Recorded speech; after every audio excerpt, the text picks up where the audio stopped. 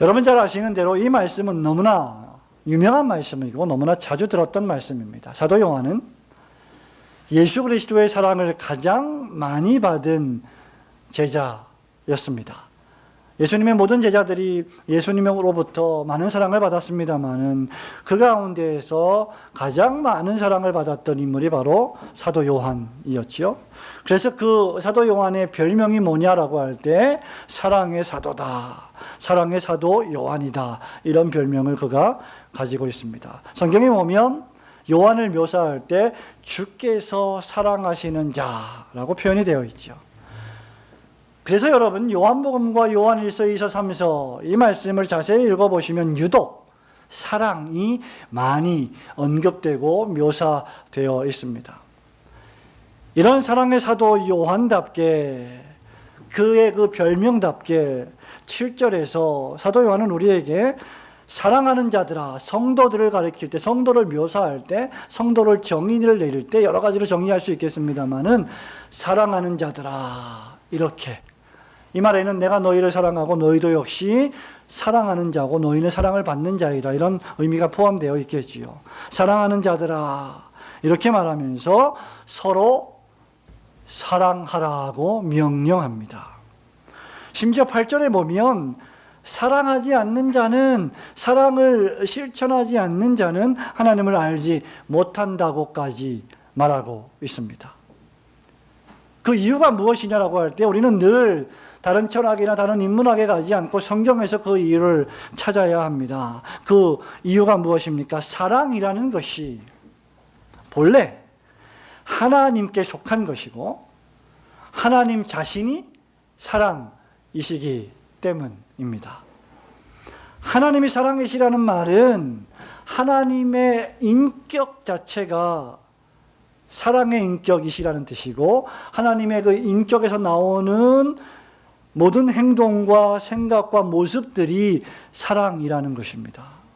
다시 말하면 하나님의 존재는 사랑이시고 그 존재에서 뿜어져 나오는 모든 속성들도 역시 사랑이라는 말입니다.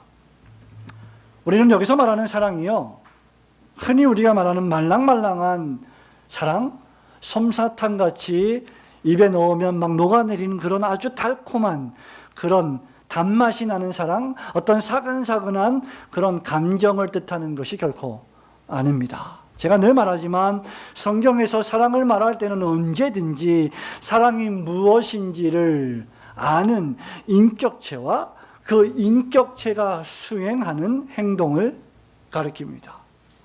그러니까 누가 사랑을 한다라고 하면 그 사람은 사랑을 수행한다는 것이고 그 사람의 존재나 속성이, 인격이 사랑이어야만, 즉 사랑을 알아야만 사랑을 실천할 수 있다는 말이 됩니다.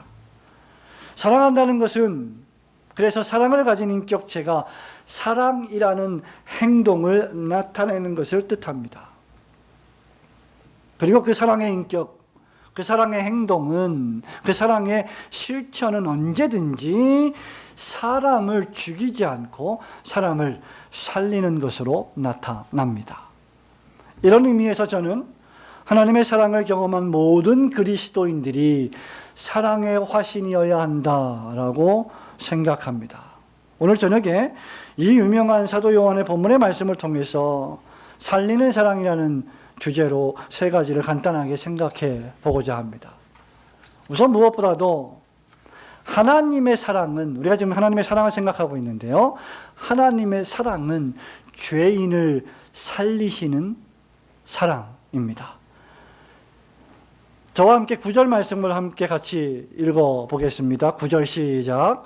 하나님의 사랑이 우리에게 이렇게 나타난 바 되었으니 하나님이 자기의 독생자를 세상에 보내심은 그로 말미암아 우리를 살리려 하심이라. 아멘. 이 말씀을 보면 하나님의 사랑은 어떤 사랑이냐라고 할 때요, 나타나는 사랑이다, 이렇게 말하고 있습니다.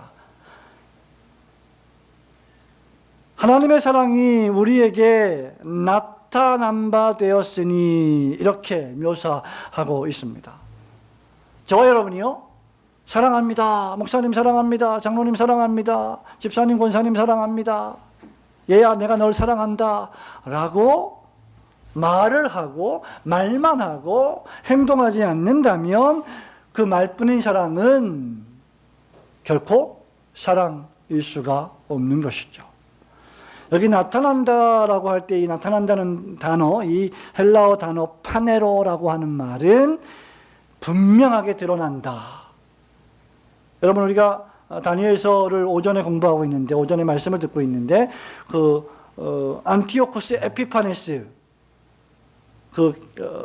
예루살렘 성전을 회파하고 더럽게 만들고 부정하게 만들고 기독교인들을 잔멸했던 그 주전 약 2세기 3세기경에 그 안티오코스 에피파네스라고 하는 시리아 왕, 그 왕의 별명이 뭐라 그랬죠? 에피파네스 뜻이 신의 현현, 그죠? 나타난다라고 할 때 그때 똑같이 사용된 단어입니다.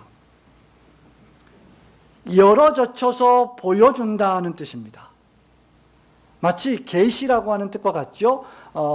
수건으로 덮어져 있던 것을 수건을 열어서 젖혀서 그 안에 무엇이 있는지를 보여주는 것을 뜻할 때 파네로라고 하는 단어를 씁니다.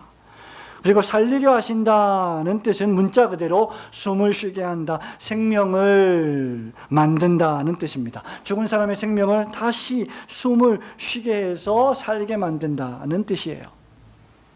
그렇다면 여기 나타난 사랑은 하나님께서 우리를 살리시기 위하여, 죽어버린 우리를 다시 생명을 주어서 살리시기 위하여 행동하신 사랑, 실천하신 사랑을 뜻합니다. 이 사랑이 없었다면 우리는 계속 죽어 있는 거죠. 살 수가 없었던 거죠. 그래서 이 사랑이 사도 요한이 말할 때 나타난 바 되었다, 이렇게 말하고 있는 것입니다.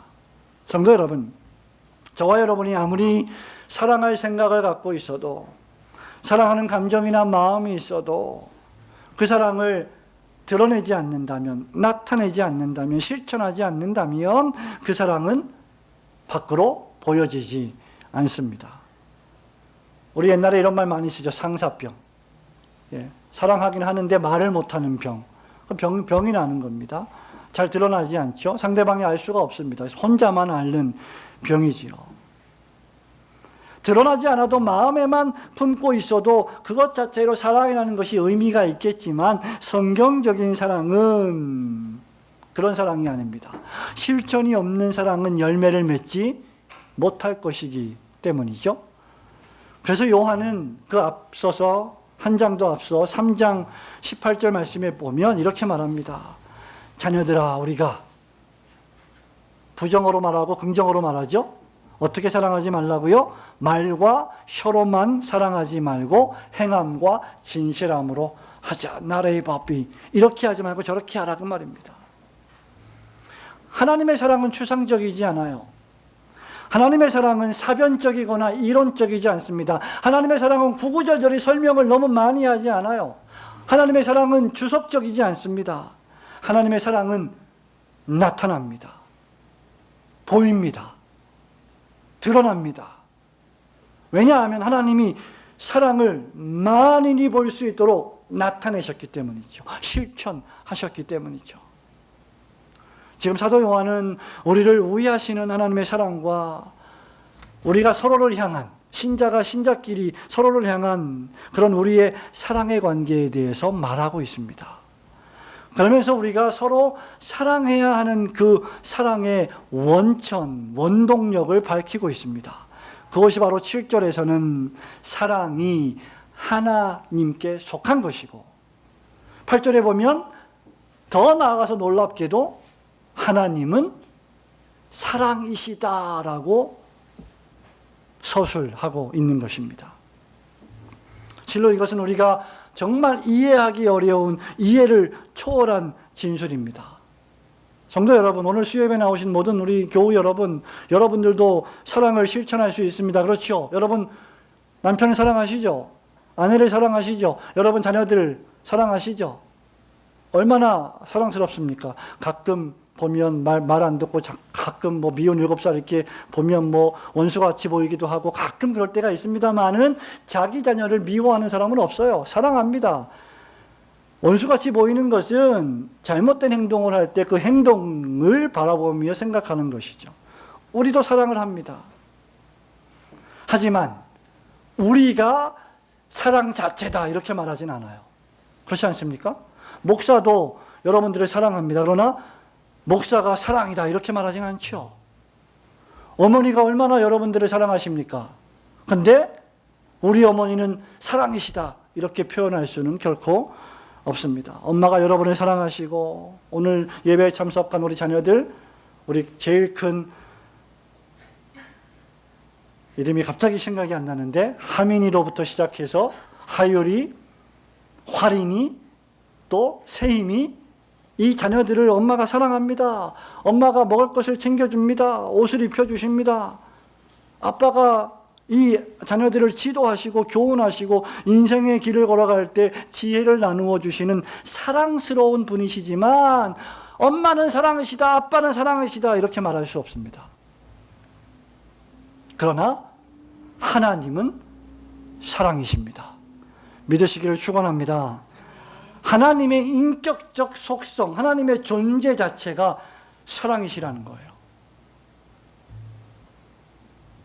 그래서 하나님은 죄인을 살리시는, 저와 여러분과 같은 죄인을 살리시는, 나타내는 사랑, 실천하는 사랑을 행하신 것입니다. 그분은 사랑을 나타내시는 분이십니다.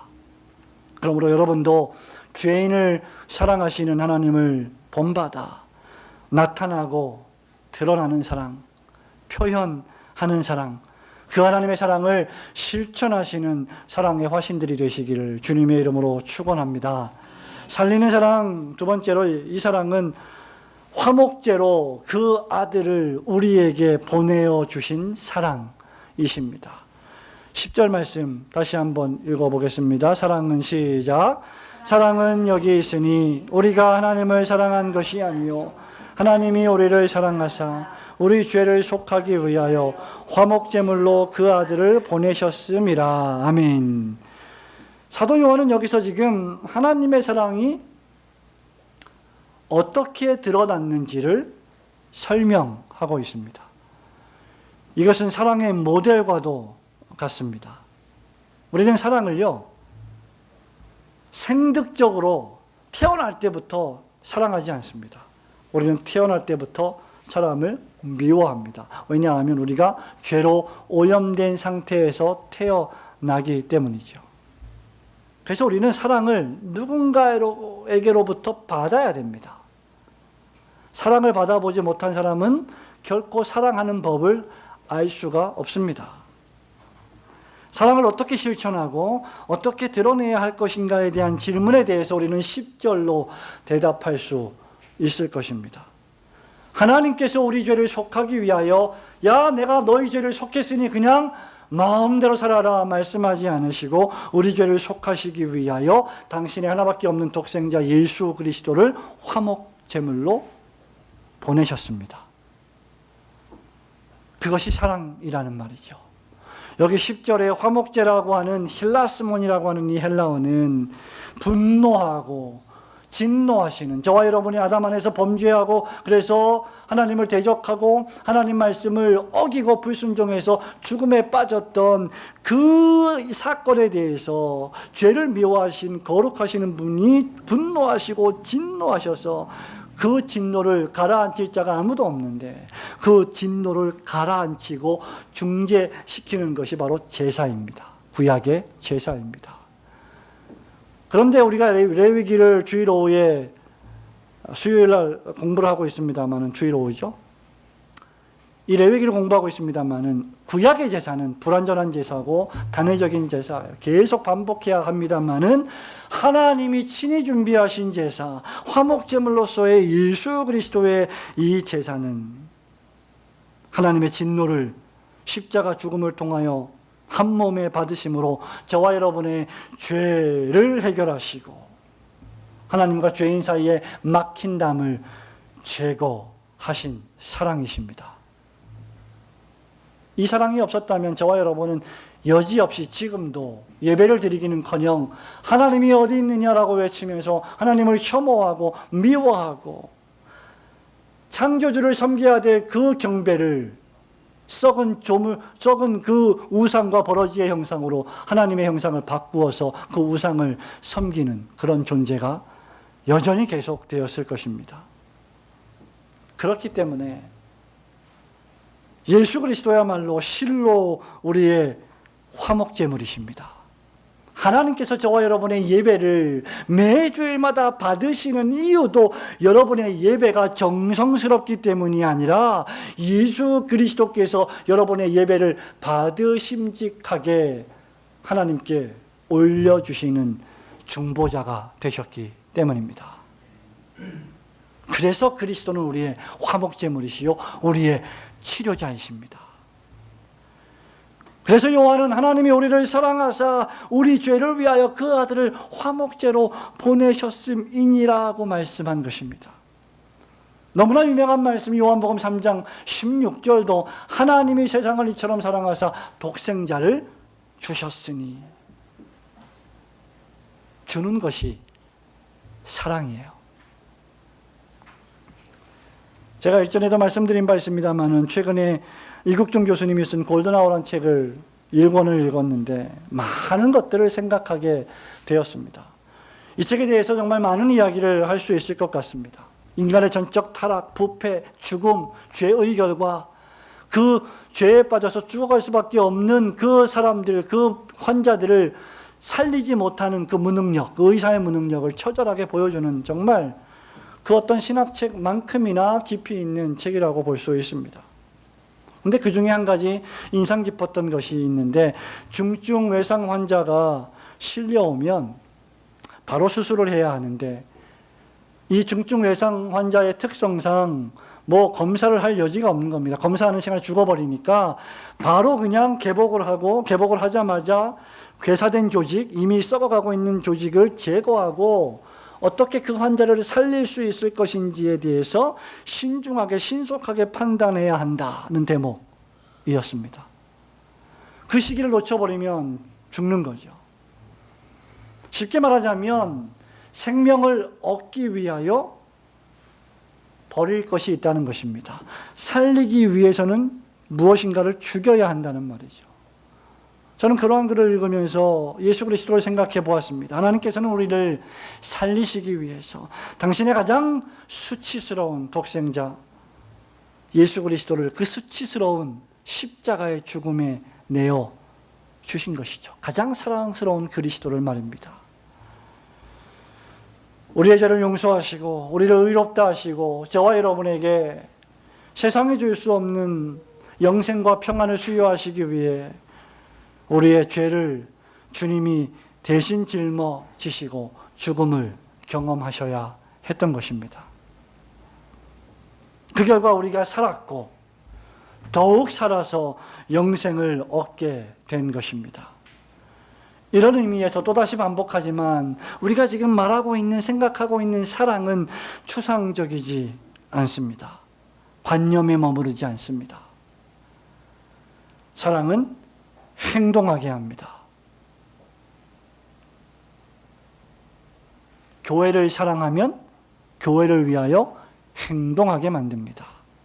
하나님을 사랑하면 하나님의 나라를 위하여 무엇을 할 것인가를 행동하게 만듭니다.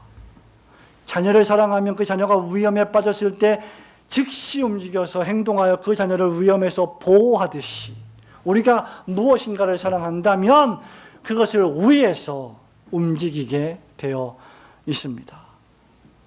이미 사도는 9절에서 사랑의 가시적인 나타남을 강조했고 10절에서는 능동적이며 구속적인 사랑을 강조하고 있습니다. 그러므로 하나님께서 화목제로 그 아들을 보내셨던 것처럼 우리 역시 그 하나님을 본받아 여러분이 만나는 모든 사람들을 사랑하고 섬기며 봉사하는 사랑의 신자들이 되시길 주님의 이름으로 축원합니다. 그래서 이제 사도는 마지막으로 이 말씀을 받는 모든 사람들, 그리고 오고 오는 모든 교회들, 모든 신자들을 향해서 서로 사랑해야 합니다라고 사랑의 실천을 기대하고 촉구하고 있는 것입니다. 11절 말씀만 같이 읽어보겠습니다. 사랑하는 자들아, 시작. 사랑하는 자들아, 하나님이 이같이 우리를 사랑하셨은즉 우리도 서로 사랑하는 것이 마땅하도다. 여러분, 이것은 다른 사람을 향한 우리의 사랑, 그 사랑의 실천의 동기를 알려줍니다. 왜 우리가 사람을 사랑해야 하나? 왜 우리가 서로 사랑을 실천해야 하냐? 여러분, 이런 거 있어요. 우리가 사랑할 때요, 우리가 사랑을 실천하고자 할 때, 사랑을 베풀 때, 어떤 자비나 선행을 베풀 때요, 미운 놈 떡 하나 더 주지 않아요. 미운 놈 안 줍니다. 사랑스러운 놈한테 더 주죠. 내 눈에 보기에 좋고 나에게 잘해주고 뭔가 매력이 있고 내가 무언가를 해주면 그 사람도 나에게 뭔가 보답해 주는 그 사람한테 더 마음이 가게 되어 있어요. 내 말을 잘 받아주는 사람. 그래서 우리는 자칫 잘못하면 교회에서 끼리끼리 모일 수밖에 없는 현상이 벌어질 수가 있는 거죠. 그런데 이 사도는 지금 우리에게 뭐라고 말하냐면, 우리가 서로 불특정입니다. 야, 너하고 얘만 서로 사랑, 이게 아니고 우리가 모두 다 서로 사랑하는 것이 마땅하도다, 이렇게 말하고 있습니다. 왜 우리가 서로 사랑하는 것이 마땅한가? 하나님께서 우리를, 저와 여러분을 먼저 사랑하셨기 때문입니다. 왜 우리 하율이가 세임이가 서로 사랑해야 될까? 엄마가 하율이와 세임이를 먼저 사랑하기 때문입니다. 예수 그리스도께서 우리를 위하여 내어줌이 되셨기 때문에 우리가 사랑을 알고 우리가 생명을 받아서 사랑하게 된 것이기 때문에 우리도 무조건적인 사랑을 나타내야 한다는 것이죠. 로마서 4장 25절에서 사도 바울이 이렇게 말합니다. 예수님은 우리의 범죄함을 위하여 내어줌이 되고 또한 우리를 의롭다 하심을 위하여 살아나셨느니라.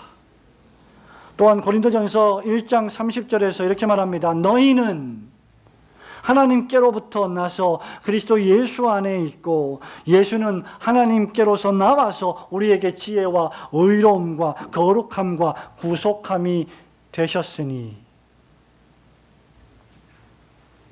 이 예수 그리스도께서 자신을 내어주심은 우리가 다른 사람을 위하여 우리의 것을 기꺼이 내어줌의 원천이 되게 만드는 것입니다. 그래서 제가 그렇게 말씀드린 거예요. 받아본 적이 없는 사람은 사랑을 하는 법을 모른다는 겁니다. 만약에 저와 여러분이 사랑을 구체적으로 실천하지 않는다면 아마 우리는 하나님의 그 사랑을 경험하지 못한 사람일 수가 있다는 것이죠. 정말 하나님 사랑을 경험했다면, 예수께서 우리를 위하여 내어주심이 무엇인가를 내가 믿고 경험했다면 반드시 그 사람의 사랑을 하게 되어 있습니다. 어떤 방식으로든지 말입니다. 그 사람은 하나님 나라를 사랑합니다. 교회를 사랑합니다. 목사를 사랑합니다. 성도들을 사랑합니다. 이웃을 사랑합니다. 세상을 사랑해서 세상의 쾌락을 사랑한다는 말이 아니라 세상을 사랑해서 그 안에 있는 하나님의 택한 백성들을 위하여 복음을 전할 열망이 생기게 됩니다. 그게 사랑받은 사람의 특징이에요. 우리는 단순히 미술관에 가서 멋진 그림들을 감상하는 사람들이 아닙니다. 우리는 어떤 사람들이냐? 하나님께서 우리를 들어서, 붓처럼 들어서 그려나가는, 사랑을 그려나가는 사랑의 실천자들입니다. 그러므로 우리는 부단히 이렇게 기도해야 합니다. 하나님, 나를 사용해 주세요.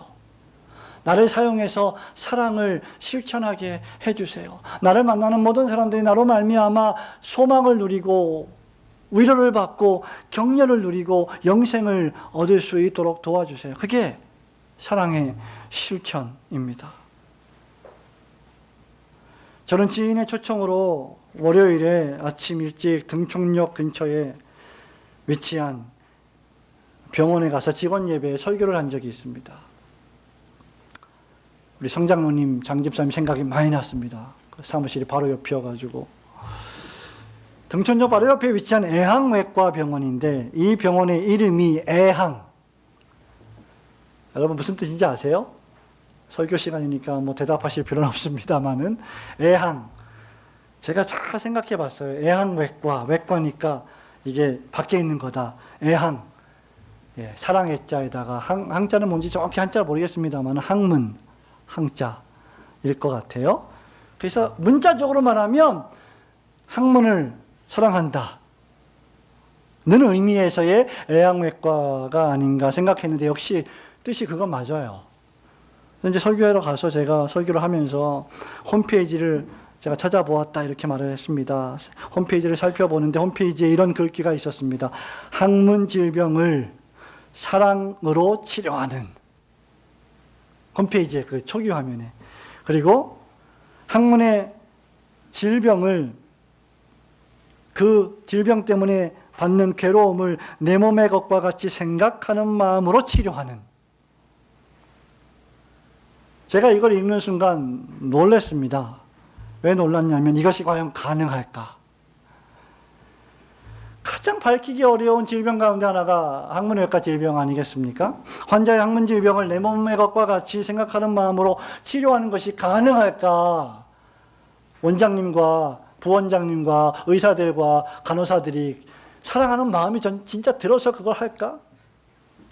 우리가 인간론을 논할 때, 인죄론, 인간론을 논할 때 많은 이야기를 할 수 있을 것입니다. 기독교 조직신학 분과가 7가지 분과가 있는데 그 중에 하나가 인간론이에요. 그런데 인간론을 꼭 조직신학에서만 배우지는 않습니다. 우리는 소설을 통해서, 인문학을 통해서도 인간론을 배우는데 사실주의 묘사의 대가인 소설가 최훈씨가 어떤 소설에서 인간을 묘사할 때 인간이 뭐냐? 인간이 누구냐라고 말할 때 이렇게 정의한 바가 있습니다. 입으로 먹고 학문으로 사는 존재가 인간이다. 정말 가장 최고의 인간론이 아닐 수가 없죠. 너무나 당연한 거 아닙니까? 아무리 고상한 사람도, 아무리 높은 사람도 먹고 배설하는 행위를 하게 되지요. 얼마나 사실적입니까? 그런데 가장 밝히기 어려운 질병 가운데 하나가 이런 질병인데, 이 병원의 원장님과 의사와 선생님들은 그런 질병을 지닌 환자들을 사랑하는 마음으로 치료하고자 했습니다. 매주 월요일마다 직원 예배를 드리고, 목사님을 초청해서 직원 예배를 드리고, 그리고 말씀을 듣고 찬송하고 기도하고. 저는 설교하면서 이분들이 정말 사랑을 실천하는 사람들이다라고 격려하고 칭찬했습니다.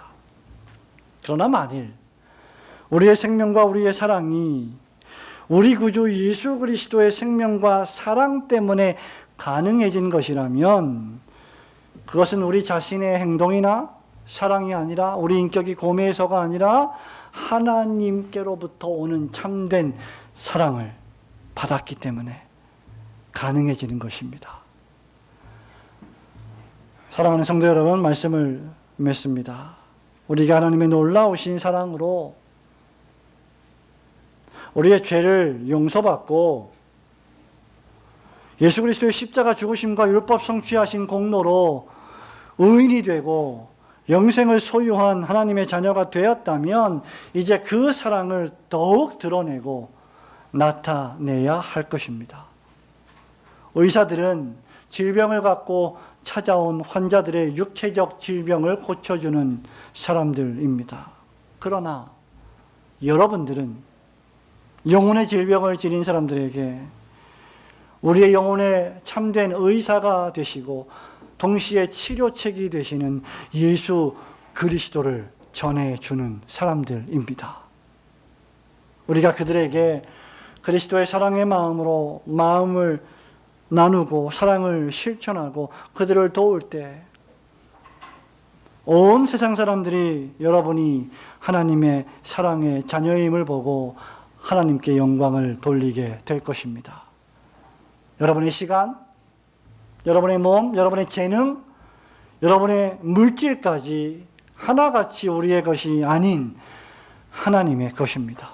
왜냐하면 예수 그리스도로 말미암아 우리가 생명을 다시 얻었기 때문입니다. 죽었다가 다시 살아났기 때문입니다.